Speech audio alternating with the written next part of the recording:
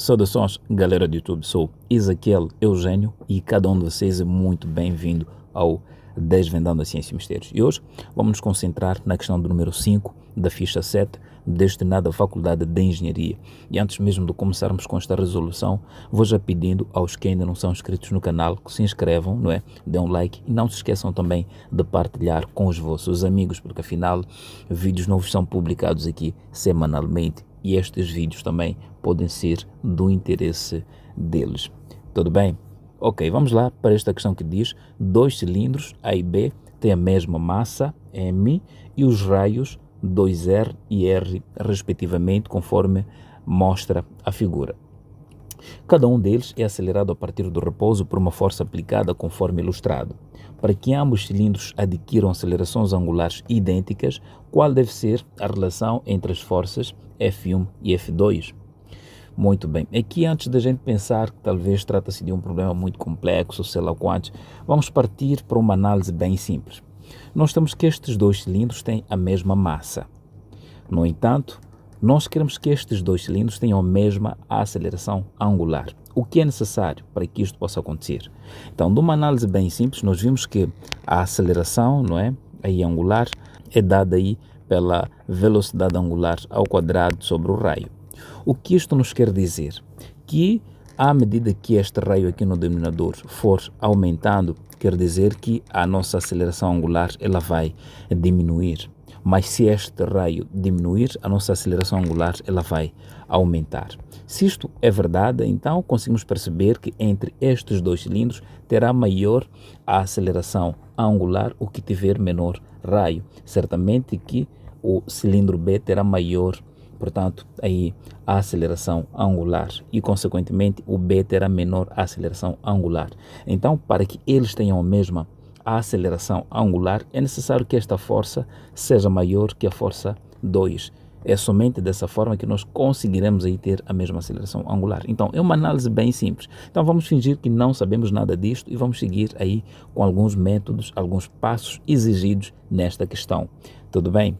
Então, o que nós precisamos perceber é que para um cilindro sólido, não é, o momento de inércia, portanto, em torno do eixo central é dado aí por, portanto, o produto, não é, da massa pelo raio ao quadrado, isto que vai ter que dividir por 2. Estamos juntos? É importante também definirmos a aceleração angular. Portanto, esta aceleração angular vai ser dada aqui pelo quociente entre o torque, não é, sobre o momento de inércia. É já aqui onde o assunto começa. E vamos também definir quem é o torque. Portanto, vamos dizer que o torque é igual ao produto aí, portanto, escalar da força, não é, pelo raio e pelo seno aí do, portanto, seno do ângulo θ, que portanto a força fará com o raio. Importa referir que se a gente for a ver aqui esta força, faz aqui um ângulo de 90 graus com o raio. Então, se isto é verdade, conseguimos ver que o seno de 90 graus vai dar 1. Então, não é forçoso que a gente escreve este ângulo aqui. Tudo bem? Então, por meio destas relações, podemos aí resolver o nosso problema sem transpirar. Vamos só dizer que a aceleração angular deverá ser igual ao quociente entre o torque pelo momento de inércia, mas nós vimos que o torque vai ser dado aqui pelo produto escalar da força pelo raio. Portanto, vamos dizer que aqui é a força pelo raio que vai ter que dividir pelo momento de inércia. E nós vimos, não é, que o momento de inércia, no caso de um cilindro sólido, não é, vai ser dado aí pela massa, o raio ao quadrado, tudo isso que vai ter que dividir por 2. Sendo verdade, conseguimos ver que podemos simplificar aqui este raio por um raio aqui no denominador. Portanto, teremos aqui a força que vai ter que dividir por 1 sobre 2, a massa que multiplica pelo raio. Portanto, nós temos aqui a fração de uma fração.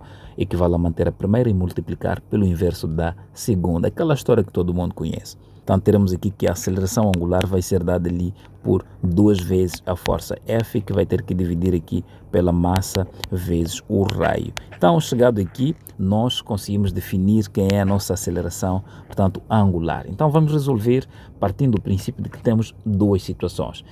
Vamos tomar a primeira, não é, para o corpo A e a segunda para o corpo B. Para o corpo A, nós vimos que o raio, não é, aí o raio vale 2 vezes R. E para o corpo B, vemos que o raio vai valer apenas R. Então, basta apenas substituir nesta aceleração angular.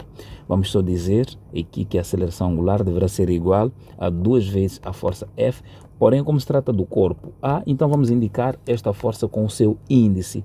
Vamos dizer a força 1, que vai ter que dividir aqui pela massa, que vai ter que multiplicar pelo raio. Mas nós vimos que este raio aqui vai valer 2 vezes raio, ou seja, teremos este raio aqui. Estamos juntos? E basta apenas também aqui definirmos a aceleração angular do corpo B, que vai ser dada ali por 2 vezes a força F, e no caso a força F é a força 2. Estamos juntos? E vai ter que dividir pela massa, que multiplica, portanto, aqui pelo raio. E nós vemos que este raio para o corpo B vale apenas R. Então teremos aqui R.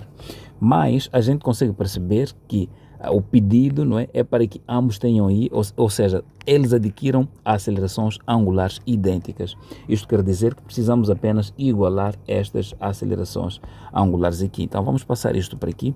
Vamos dizer que a aceleração angular do corpo A deve ser igual à aceleração angular do corpo B. Sendo isto verdade, vamos só dizer que 2 vezes a força 1 sobre a massa, que vai ter que multiplicar por 2 vezes R, deverá ser igual a 2 vezes a força 2, que vai ter que dividir pela massa vezes o raio. Estamos juntos? Então, olhando para esta relação, nós conseguimos ver aqui que a massa pode se multiplicar por esta massa, o R por este R, o 2, obviamente, com este 2 aqui. Estamos juntos? Então, teremos aqui que a força 1 sobre 2 deverá ser igual à força 2, ou que simplesmente a força 1 deverá ser igual a 2 vezes a força 2. Estamos juntos? Então, isto é o que realmente acaba, portanto, reforçando a ideia que a gente teve aqui, que esta força deverá ser maior que esta, para que ambos tenham aí a mesma aceleração angular. Estamos juntos? Não é? Então, é mais ou menos assim como a gente deveria ir resolver este problema, para que então pudéssemos sair felizes desta situação. Tudo bem? Então, eu vou ficando por aqui. Um forte abraço, fique com Deus e até a próxima videoaula.